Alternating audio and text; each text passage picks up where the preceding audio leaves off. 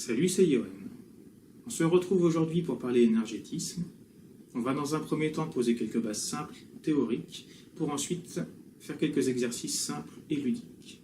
Aujourd'hui, on va particulièrement travailler l'ouverture, laisser circuler, donc lâcher prise, puis ressentir et manipuler, donc maîtriser. Ces deux composantes très importantes, le lâcher prise et la maîtrise. C'est dans l'équilibre des deux que justement l'efficacité se fait. Donc, dans un premier temps, qu'est-ce qu'un chakra? Il s'agit d'un centre énergétique. Nous en avons tous 7 principaux qui partent du périnée jusqu'au sommet du crâne. Je ne vais pas m'attarder dessus, ce sera l'objet d'une autre vidéo ou d'une méditation guidée. Et nous avons une multitude de chakras secondaires partout dans le corps. Et là, donc, nous allons principalement utiliser et nous intéresser à ceux de nos mains. Je vais, pour vous expliquer la chose, utiliser un pendule qui va capter donc l'ouverture de ma main actuelle. Comme vous pouvez le constater, là, il oscille. Avant, en arrière, il n'a aucune rotation. Le pendule, c'est un petit peu une antenne.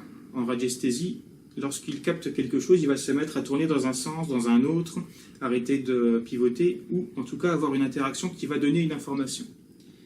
Donc là, lorsque je vais placer la paume de ma main gauche sous le pendule, il devrait en toute logique capter son ouverture et se mettre à tourner. Voilà, là je le sens qu'il capte. Et petit à petit, il devra logiquement tourner un petit peu plus vite. Voilà, c'est en train de se faire, j'ai l'impression. Au fur et à mesure qu'il va totalement capter l'ouverture donc de ma paume. Voilà, là, il a bien capté l'amplitude. Si je ferme ma main, le débit est moindre et il tourne moins. Si je rouvre, ça va petit à petit se remettre à tourner plus vite. Voilà. Et bien sûr, si j'enlève, ça s'arrête progressivement jusqu'à osciller à nouveau.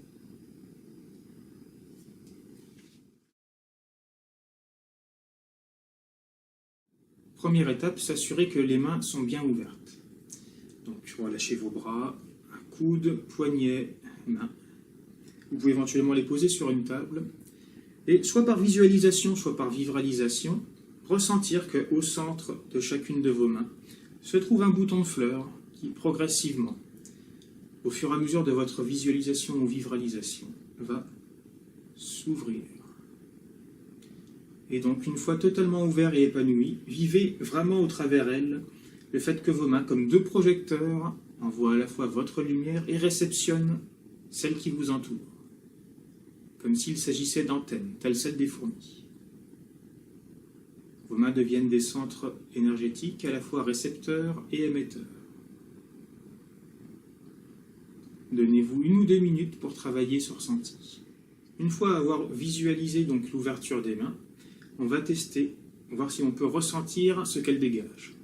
Donc, je vous invite à faire un mouvement d'applaudissement, pas avec les mains droites, avec les mains légèrement relâchées et donc en conque, comme ceci, et sans que vos mains se touchent. Le but, c'est de frapper comme un coussin d'air qui se situerait entre les deux. En relâchant bien main, poignet, coude, épaule. Si vous êtes rigide, vous n'allez rien sentir. Relâchez par contre, vos mains vont déjà être plus réceptives. Et donc vous imaginez qu'au fur et à mesure de vos va-et-vient, vos paumes, comme 2 antennes réceptrices, donc, vont capter ce qu'émettent l'une et l'autre, jusqu'à avoir des sensations. Pour ce qui est des sensations, ça peut être vraiment très différent selon les personnes. Certains vont ressentir de l'électricité statique. D'autres, à peu près la même sensation que l'on a lorsqu'on essaie de rapprocher 2 aimants, soit de pôles identiques, soit de pôles opposés, une attraction ou une répulsion. D'autres un coussin d'air, d'autres de la chaleur, d'autres encore du froid. Le but est simplement d'écouter vos ressentis à vous, pas de lire dans un livre, vous devez ressentir ça, et de vous forcer à ressentir quelque chose qui n'est pas vous. En ce qui me concerne, c'est à mi-chemin entre un coussin d'air qui se gonfle et se dégonfle, et 2 aimants qui à la fois s'attirent et à la fois se repoussent. C'est un peu compliqué à expliquer, mais c'est les mots qui me viennent le plus proche possible. Donc encore une fois, donnez-vous le temps, peut-être 2, 3, 4, 5 minutes. On n'a pas tous les mêmes prédispositions pour avoir un ressenti, aussi infime soit-il. Ne vous attendez pas à avoir des choses de fou. Ne serait-ce qu'une vague sensation de picotement, c'est déjà très bien. Donc, une fois avoir travaillé ce lâcher-prise et cette sensation, on va commencer cette fois-ci à travailler la manipulation de ce qui s'en dégage.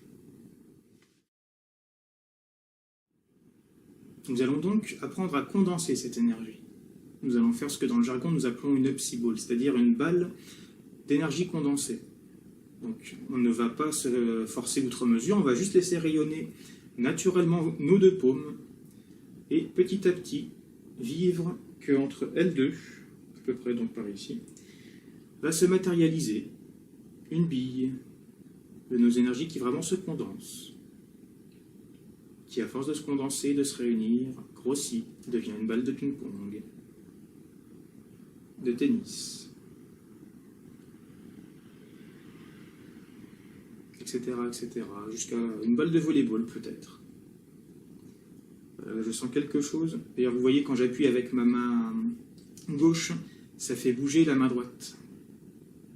Là, je stimule ma psyball. Et c'est comme si je poussais sur un coussin d'air qui reliait mes deux mains, qui fait que lorsqu'il y en a une qui pousse ou qui tire, l'autre suit immédiatement. Et ça, ne vous forcez pas à vouloir plutôt ce ressenti. Déjà, le simple fait d'avoir des picotements ou des minuscules ressentis, c'est très très bien. Encore une fois, c'est par apprentissage et force de travail que les choses vont se faire, c'est pas inné.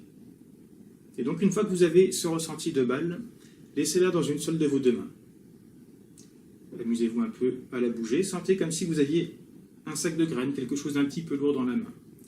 Et essayez de vraiment vivre la sensation. Pas seulement juste le fait d'avoir un picotis ou de visualiser quelque chose, mais de vivre le fait que ça ait une densité, un poids, une inertie. Puis transfidez-la d'une main à une autre.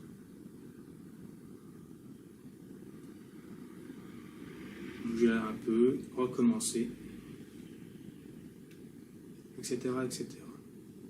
Une fois fini, puisqu'après tout ce sont vos énergies, inutile de gaspiller, vous allez les faire réaspirer en vous. Donc l'inspiration peut être un outil sur lequel votre création va s'appuyer. Je vais inspirer par le nez ou par la bouche et imaginer que la balle va se réharmoniser dans l'ensemble de mon corps pour retrouver sa juste place. Pour ceux qui n'ont pas réussi l'exercice de la psyball, je vous rassure, persévérer, ça peut demander du temps, c'est normal. Ne croyez pas que les sensations en énergétisme, surtout au début, ce soit des choses de malade. Toucher un mur en énergétique ne revient pas au même que toucher un mur sur le plan physique. Ce n'est pas du tout la même chose. Il faut faire vraiment confiance, donner du crédit à la minuscule sensation qu'on commence à avoir. C'est parce qu'on va appuyer nos sensations, leur faire confiance, que petit à petit, le reste va découler et les champs de perception s'ouvrir. Donc maintenant, nous allons condenser une autre forme d'énergie. La sphère est relativement ergonomique et simple, elle est faite pour se loger entre les deux mains. Là, je vais faire comme une barre d'énergie, un peu comme un sabre laser. Je vais donc laisser ma main avec à peu près cette ouverture-ci, comme si dedans il y avait le bâton d'un balai. Donc je place ma main et je vais aider ma visualisation, Je vais par exemple placer mon autre main par-dessus et visualiser que par l'énergie qui s'en dégage, elle va former petit à petit une barre d'énergie. Donc je place ma main, je lâche prise et je condense l'énergie qui s'en dégage jusqu'à ce que petit à petit, voilà, ma main s'écarte en laissant derrière elle de l'énergie condensée en forme de barre.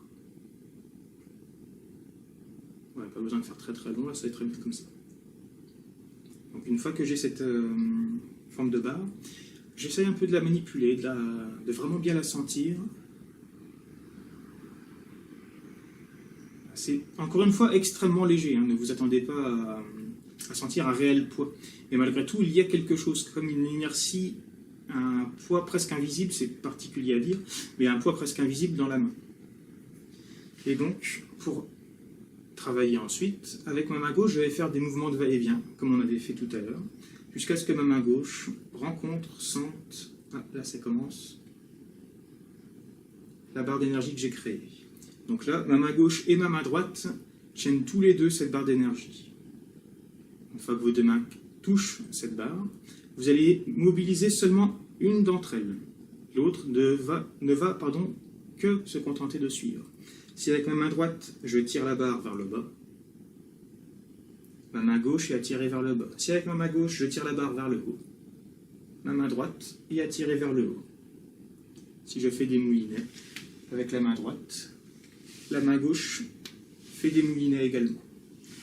Vous devriez normalement sentir une espèce d'inertie, comme si vos deux mains saisissaient une corde et aucun geste ne peut être fait par l'une sans que l'autre ne fasse le même.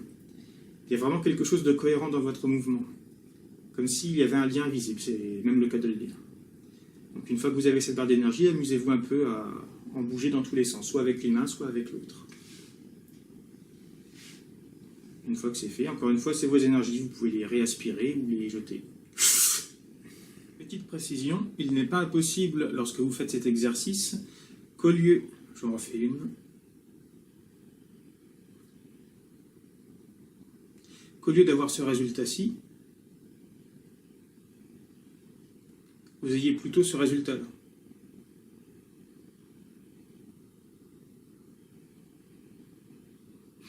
Ça sera normal. Il se peut que vous ayez un temps de latence entre l'impulse d'une main et le suivi de l'autre main. C'est encore une fois normal, puisque en énergétisme, la matière, si on peut appeler ça comme ça, n'aura pas du tout la même texture que sur notre plan physique. C'est-à-dire que si je prends l'exemple d'un élastique, tel que par exemple sur ces lunettes de plongée, donc en imaginant que cet élastique-ci soit la barre d'énergie que j'avais tout à l'heure, lorsque ma main va donner une direction, ça va donner une tension dans l'élastique, une tension dans la barre d'énergie. Donc plus je vais être à l'aise dans mon lâcher-prise et l'acceptation de mes ressentis, plus l'autre main va suivre immédiatement. Moins ça va être le cas, ce qui est normal quand on débute, plus la main au début, lorsqu'elle va faire un geste, va donner une tension à cet élastique ou à cette barre d'énergie, jusqu'à ce que la tension soit suffisamment puissante pour donner l'indication à l'autre main de où il faut suivre, et donc la faire suivre. Et plus vous allez travailler vos ressentis, plus, à force, la main va être instantanément reliée à la première. Il n'y aura plus de décalage. Mais encore une fois, il n'y a pas de secret, tout passe par l'apprentissage. Nous allons terminer sur un exercice amusant. Je vais à nouveau créer une barre, mais cette fois-ci fixée soit en l'air, soit dans un mur. Une fois créée, et une fois créée, donc je me relâche face à cette barre et je vais juste faire des mouvements soit de pouce, soit de tirage. Et je sens l'influence que ça a sur mon corps. C'est la même chose que si je me poussais contre un mur, comme si je faisais des pompes contre un mur, à la différence près qu'il y a moins d'exercices, moins de gestes physiques. C'est quelque chose de doux, presque berçant à faire. Encore une fois, ça ne va fonctionner que si vous êtes intégralement relâché, à la fois dans les mains qui tiennent la barre énergétique et dans le reste du corps. Si vous êtes trop crispé, vous n'allez rien avoir. Là, je sens que je suis en train de pousser sur la barre, mais comme je suis planté sur mes deux pieds et la colonne rigide, rien ne fonctionne. Relâchez bien le bassin, le dos, et laissez-vous bercer par votre récréation.